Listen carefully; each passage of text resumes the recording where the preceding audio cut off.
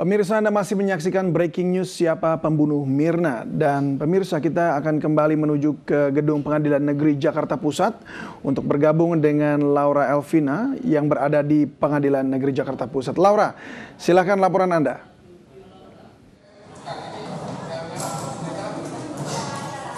Baik David dan juga pemirsa, sidang pembunuhan Wayan Mirna Salihin di Pengadilan Negeri Jakarta Pusat malam ini ditunda oleh Majelis Hakim dan akan kembali dilanjutkan pada hari Rabu depan tanggal 14 September 2016.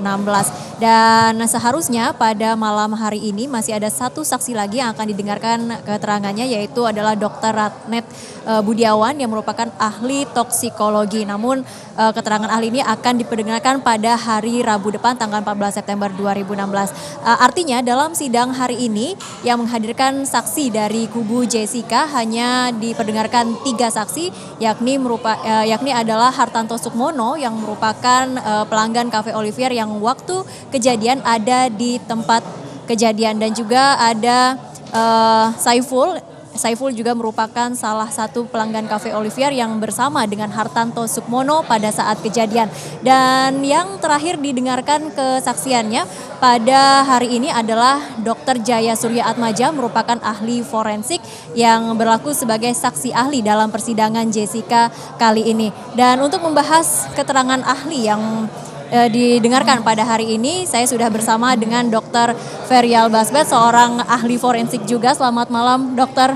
Terima kasih masih bersama kami malam hari ini. Dan tadi kita juga sudah mengikuti jalannya sidang ya dengan mendengarkan keterangan dari ahli Dr. Jaya Surya Atmaja.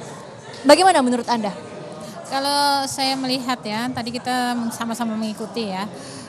Di sini bahwa Dr. Jaya itu terpancing emosi ya. Terpancing emosi, andai kata dia lebih tenang, barangkali bisa membantu hakim dalam membuat terang suatu perkara pidana. Mungkin analisanya akan lebih tajam, karena barangkali jaksa juga pintar menyeret-nyeret emosinya. Jadi ya akhirnya kesimpulannya dikatakan bahwa keterangannya mungkin inkonsistensi seperti itu. Inkonsistensi di bagian mana menurut Anda? Ya, mungkin yang dianggap tadi oleh jaksa atau hakim yang berubah-ubah seperti itu. Oke. Nah tadi juga ini diperdebatkan ya sama jaksa penuntut umum masalah data apa saja yang didapat oleh Dr. Jaya yang dianalisis untuk didengarkan kesaksiannya dalam persidangan ini. Menurut Anda sudah cukupkah data yang didapat oleh Dr. Jaya itu? Kalau saya sih melihat ya, itu data-data semua kan dipegang oleh pengacara. Penasihat hukum, iya. Iya, oleh pengacara. Barangkali yang diserahkan ya sebenarnya sampai seberapa keperluannya. Apakah semua, apakah barangkali pasti sudah ada pembicaraan antara Dr. Jaya dengan Bang Otto seperti itu. Kira-kira dengan data ini cukup atau tidak, apa perlu apa lagi yang akan diminta seperti itu. Biasanya ada komunikasi di antara mereka berdua. Tadi hakim juga mempertanyakan, perlukah otopsi ulang? Menurut Anda, kalau Anda sebagai dokter forensik, rekomendasi Anda seperti apa, dokter? Kalau saya melihat, ini kan korban sudah di-embalming. Andai kata diotopsi ulang, tidak ada salahnya barangkali untuk melihat apakah ada penyakit-penyakit. Bukan tapi, untuk memastikan ada sianida ya? Toksikologinya tidak. Tapi untuk penyakit-penyakit yang barangkali tidak diperiksa pada waktu otopsi pertama seperti itu. Tapi otopsi ulang ini kan disetujui atau tidak oleh keluarga seperti itu. Karena yang otopsi pertama aja sudah tidak seperti itu. Oke. Dokter, tadi waktu sidang belum dimulai Anda mengatakan ini sebenarnya ada kesalahan prosedur. Seharusnya TKP itu benar-benar diamankan begitu, dan harusnya pemeriksaan itu menjadi satu kesatuan ya dari kopi dan juga jenazah gitu. Kalau Anda melihatnya memang tidak ada satu kesatuan, tidak ada kesinambungan untuk pemeriksaan di kasus ini?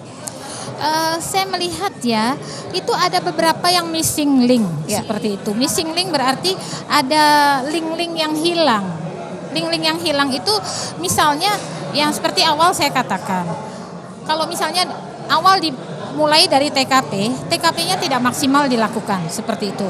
Kemudian yang kedua, dia dibawa ke Rumah Sakit Abdi Waluyo. Nah tadi seperti itu kita bisa lihat ya, kita bisa kritisi ya, bahwa dikatakan sudah tidak bernafas dan kemudian tidak ada denyut, tapi masih dilakukan RJP. Padahal dia sudah meninggal.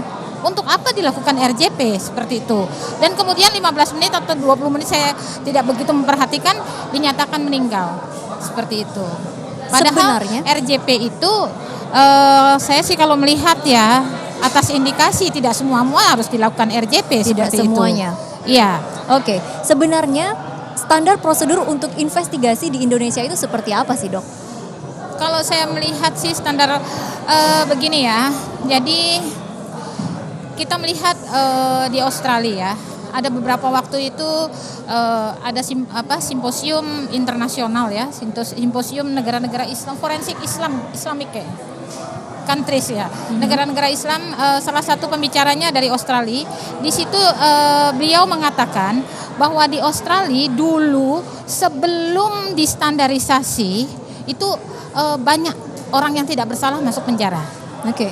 Tapi begitu dilakukan standarisasi di bidang forensik itu apakah dokternya, apakah penyidiknya, seperti itu dilakukan standarisasi, jumlah orang-orang yang tidak bersalah kemudian masuk penjara itu menurun, seperti itu. Artinya Indonesia memang belum ada standarisasi Kalau itu. saya melihat belum ada.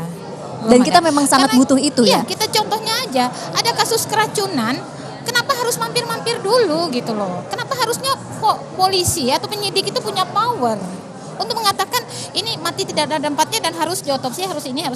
Kalau tidak ya benar juga no case. Oke. Tapi jangan tengah-tengah, udah mengatakan tidak mau otopsi kemudian dibawa kasusnya. Oke. Seperti itu. Baik, tadi juga disebutkan bahwa cairan lambung itu ada yang dibawa oleh anggota keluarga. Nah, itu yang saya heran. Dokter itu kalau saya mengatakan ini pelanggaran etik, pelanggaran disiplin deh. Oke. Dokter harusnya begitu mengambil barang bukti diserahkan kepada penyidik, bukan kepada keluarga. Baik. Sebenarnya dia tahu nggak sih bahwa itu barang bukti harusnya ke penyidik, tidak harus ke keluarga. Baik. Seperti itu. Itu sudah ada pelanggaran begitu ya, Dok ya. Baik. Iya. Terima kasih Dr. Ferial sudah bersama kami di sini dan kita sudah membahas bagaimana keterangan dari saksi ahli tadi dan jalannya persidangan.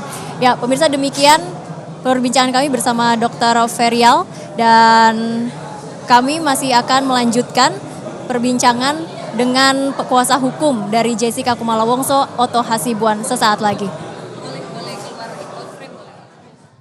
Ya baik, terima kasih Laura. Tentunya kami akan segera kembali ke Anda. Namun pemirsa, kami akan teruskan breaking news siapa pembunuh Mirna setelah jeda berikut ini.